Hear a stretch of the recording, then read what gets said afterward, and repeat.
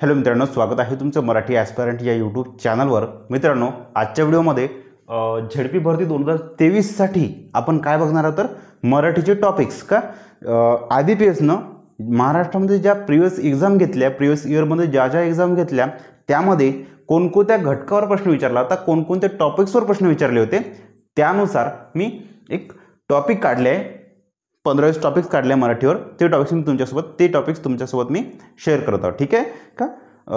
IBPSनी महाराष्ट्रामध्ये ज्या आतापर्यंत 4-5 एक्झाम घेतल्या त्या 4-5 एक्झाममधले मेमरी बेस्ड क्वेश्चन जे मिळाले त्यावर आधारित आजचा व्हिडिओ आहे, ठीक आहे। म्हणजे तुम्हाला क्वेश्चन सांगणार नाही, क्वेश्चनचे टॉपिक सांगणार आहोत, ओके। चला, कोणकोणत्या एक्झामसाठी आरोग्यसेवक पुरुष हंगामी, आरोग्यसेविका आणि ग्रामसेवक या एक्झाम आहे 10 जून 2024 पासून तर 21 जून 2024 पर्यंत या एक्झाम चालतात। या एक्झामसाठीचा आजचा व्हिडिओ आहे ज्यामध्ये तुम्हाला मराठीचे टॉपिक मी सांगणार आहोत या एक्झामसाठी, ठीक आहे। मराठीचे टॉपिक सांगणार आहोत आणि हे टॉपिक्स मी कुठून शोधले? IBPSनी महाराष्ट्रामध्ये ज्या प्रिव्हियस इयरमध्ये एक्झाम घेतल्या त्या एक्झाममध्ये मराठीचे क्वेश्चन ज्या घटकावर विचारले, ज्या टॉपिक्सवर विचारले तेच टॉपिक्स मी तुम्हाला इथे सांगत आहोत, ठीक आहे। आणि ते टॉपिक्स काढल्यानंतर त्याचा या क्षेत्रामध्ये किंवा या एक्झाममध्ये कसा फायदा होईल ते तुम्हाला इथे सांगत आहोत, ओके। चला मित्रांनो, रिझनिंग मी यूट्यूबवर कंप्लीट करून दिलं आहे, तुम्हाला सांगितलं आहे मी ऑलरेडी, ते तुम्ही तिथून क्लास करून घ्या, ओके। हे 20 टॉपिक्स आणि 23 ओके। एकूण 23 टॉपिक्स आहे, 70 लेक्चर आहे, अर्ध्या तासाचे, 5-6 दिवसामध्ये 4-5 तास जरी बसलं तरी होऊन जाते cover, okay. Out of math ज्यांना कोणाला माझ्याकडून गणित शिकायची इच्छा असेल त्यांनी माझी निश्चितच out of math batch join करू शकता माझ्या ॲपवरून। त्यानंतर आउट ऑफ मॅथचे हे थोडेसे टॉपिक्स बघून घ्या।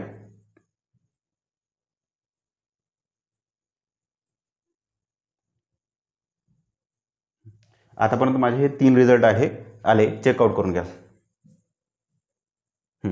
IBPSने महाराष्ट्रामध्ये आतापर्यंत या एक्झाम घेतल्या: भूमी अभिलेख, पशुसंवर्धन, टेट, PMC आणि BMC, पुणे महानगरपालिका, मुंबई महानगरपालिका, ओके। या एक्झाममध्ये मला जे यूट्यूबवर जे क्वेश्चन मेमरी बेस्ड क्वेश्चन दिसले, यूट्यूबवर म्हणा, टेलिग्राम चॅनलवर म्हणा, वेगवेगळ्या मेमरी बेस्ड क्वेश्चन जे दिसले मला त्यावर आधारित मी इथे तुमच्यासोबत प्रकरणे किंवा टॉपिक्स इथे मांडत आहोत, ठीक आहे।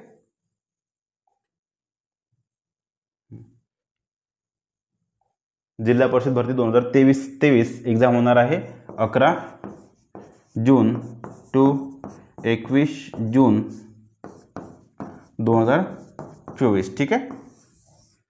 मराठीचे IBPSने आतापर्यंत ज्या टॉपिक्सवर प्रश्न विचारले होते ते टॉपिक सांगत आहोत। त्याचा आपल्याला फायदा कोणकोणते घटक किंवा कोणकोणते टॉपिक्स या एक्झाममध्ये विचारू शकते, कोणकोणते टॉपिक्स तुम्हाला इथे करावं लागते ते इथे सांगत आहोत, ठीक आहे। मोस्टली याचे तुम्ही 4 पार्ट पाडू शकता। एक शब्दसंग्रह म्हणू शकता, त्याला इंग्लिशमध्ये आपण व्होकॅब्युलरी म्हणतो, ठीक आहे, व्होकॅब्युलरी म्हणतो। त्यानंतर मराठी भाषेचा व्यावहारिक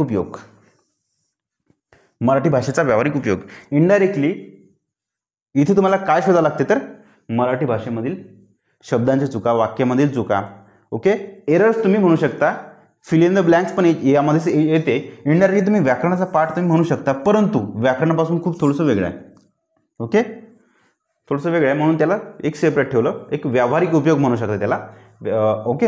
त्यानंतर आहे उतारावरील प्रश्न तुम्ही इथे म्हणू शकता। व्याकरणावर पण विचारत नाही IBPS, परंतु 1-2 टॉपिक सांगतो जे की तुम्हाला करावं लागेल, कशासाठी? त्याचा फायदा इकडे होण्यासाठी।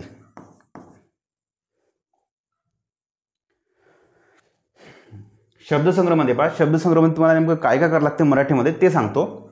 समानार्थी शब्द, विरुद्धार्थी शब्द, वाक्प्रचार व म्हणी, हे बघा याच्यामध्ये तुम्हाला वाक्यात उपयोग करा, दिलेल्या म्हणीचा अर्थ शोधा, किंवा एक वाक्य दिले तुम्हाला आणि त्यामध्ये एक तुम्हाला ब्लँक दिले आणि दिली जाईल मराठीमध्ये रिकामी जागा भरा।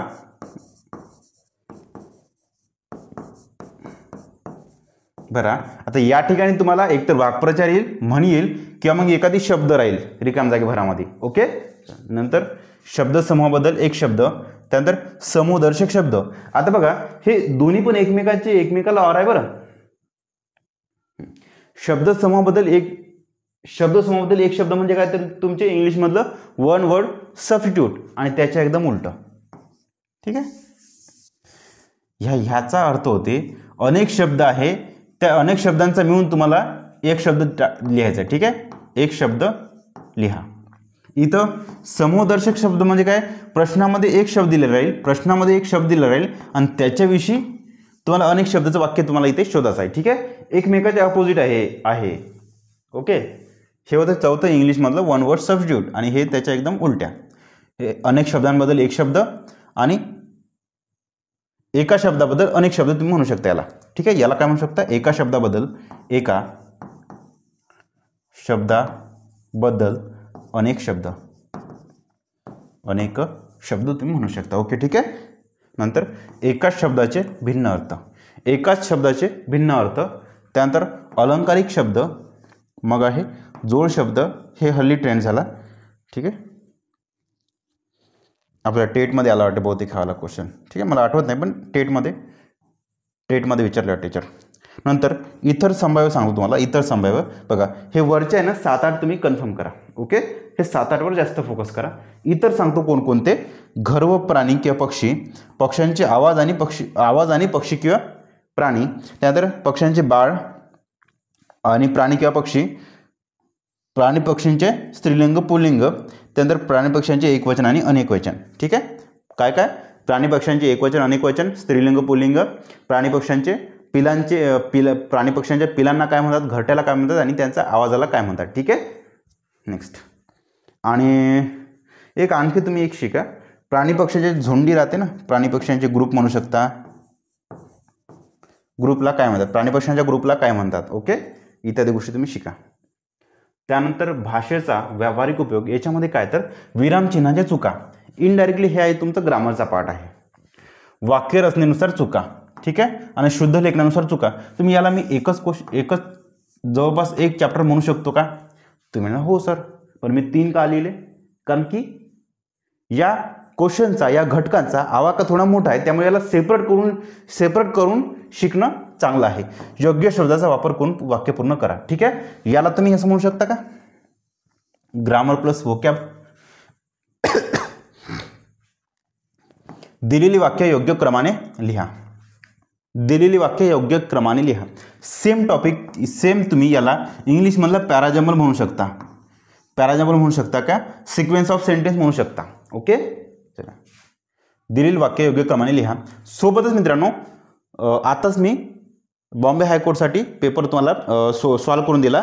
त्याच्यामध्ये सेम प्रश्न, फक्त दिलेली शब्द योग्य क्रमाने लिहा. ओके, जसं आणि कोणता प्रश्न होता तो, बाळाच्या जन्मापासून तर त्या मृत्यूपर्यंत माणसाच्या कोणकोणत्या स्टेज असतात. एक बेबी असतो, अडल्ट असतो, आणखी कोणकोणते असते बरं, हो असे 4-5 स्टेज असते ना. जन्म होणे, जन्माच्या पहिले ते भ्रूण वगैरे म्हणणे, असं काहीतरी 4-5 स्टेज आहे ना. 4-5 आहे ना. पुरुषाच्या एका माणसाच्या लाईफच्या 4-5 स्टेज आहे ना. भ्रूण असते, तर मग ते बाळ बनते, मग ते चाइल्ड बनते, मग असं काहीतरी आहे ना ते 4-5 स्टेज. त्या स्टेजबद्दल इथे चर्चा केली होती. तो मी तुम्हाला क्वेश्चन सॉल्व करून दिला.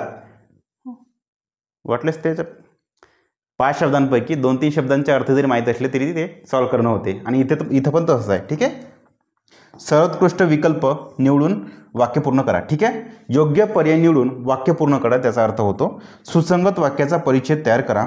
त्यानंतर वाक्यातील चुका ओळखा. बघा, वाक्यातील चुका ओळखा म्हणजे काय, फाइंड द एरर्स. ओके, चला, हे आणि हे जवळपास सेमच आहे ना. ठीक आहे, चला, परंतु प्रश्नांचा विचारण्याचा प्रकार थोडा चेंज होतो, त्यामुळे मी सेपरेट याला टाकले. दिलेले शब्द योग्य क्रमाने लिहा. बघा, सेम क्वेश्चन हेच आहे. ठीक आहे, हा आणि हा एकच आहे, फक्त काय शब्द योग्य क्रमाने लिहा, इकडे वाक्य योग्य क्रमाने लिहा. याला तुम्ही पॅराजंबल म्हणू शकता. याला तुम्ही दिलेले शब्द योग्य क्रमाने तुम्हाला लिहायचे आहे. समजा एखाद्या माणसाचे जन्मापासून तर मृत्यूपर्यंत ज्या वेगवेगळ्या स्टेज असतात, एक अडल्ट असतो, एक पबर्टीवाला स्टेज असतो, काहीतरी आहे ना, यूथ वगैरे स्टेज आहे. अशा पद्धतीच्या स्टेजमध्ये कोणता अशा पद्धतीने क्रमाने तुम्हाला इथे शब्द लिहायचे आहे. ठीक आहे. त्यानंतर उतारा म्हटलं तर तुम्हाला उतारावरील प्रश्न इथे येईल. ठीक आहे. मला वाटते झाला वाटते हां नाही व्हायचं आहे. व्याकरणामध्ये शक्यतो प्रश्न विचारत नाही, परंतु ज्यांना कोणाला करायचं असेल तर त्यांनी शब्दांची जाती करून जा, काळ करून जा आणि साधे वाक्य, संयुक्त वाक्य आणि मिश्र वाक्य हे करून जा. ठीक आहे. साधे वाक्य, संयुक्त वाक्य आणि मिश्र वाक्य हे करून जाल.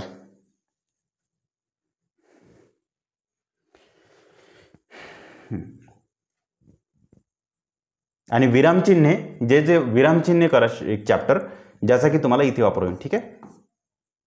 हां विरामचिन्हे चॅप्टर करा ज्याचा की तुम्हाला इथे शुद्धलेखन आणि विरामचिन्हे ज्याचा की तुम्हाला इथे वापर होऊन जाईल. ठीक आहे. चला मित्रांनो इथे आपले झाले आहे. हो मराठीचे सर्व टॉपिक्स मी तुम्हाला समजून सांगितले आहे. आशा करतो तुम्हाला माझ्या बुकलिस्ट मी बुकलिस्टचा व्हिडिओ प्रोव्हाइड केला आहे. त्या बुकलिस्टमध्ये मराठीच्या पुस्तकातले कोणकोणते टॉपिक्स वाचायचे ते तुम्हाला इथे कळलं असेलच. ठीक आहे. तर हे टॉपिक्स वाचा. बुक्स तुम्ही कोणतेही वाचा. ओके. पण तुम्ही टॉपिक्स तुमचे हे राहिले पाहिजे. हे टॉपिक्स जे की ज्या टॉपिक्सवर IBPSने आतापर्यंत प्रिव्हियस इयरमध्ये क्वेश्चन विचारले आहे वेगवेगळ्या एक्झाम्समध्ये. ओके. आशा हीच आहे, अपेक्षा हीच आहे का सेम क्वेश्चन तुम्ही सेम टॉपिक केले तर निश्चितच इथे तुम्हाला फायदा होईल. कारण की याच टॉपिक्सवर या IBPSने प्रिव्हियस एक्झाममध्ये वारंवार रिपीट क्वेश्चन रिपीट नाही झाले, तो पोर्शन रिपीट झाला, घटक रिपीट झाला, चॅप्टर रिपीट झालं. ठीक आहे. त्यामुळे हे टॉपिक तुम्ही करा. ओके. थँक्यू.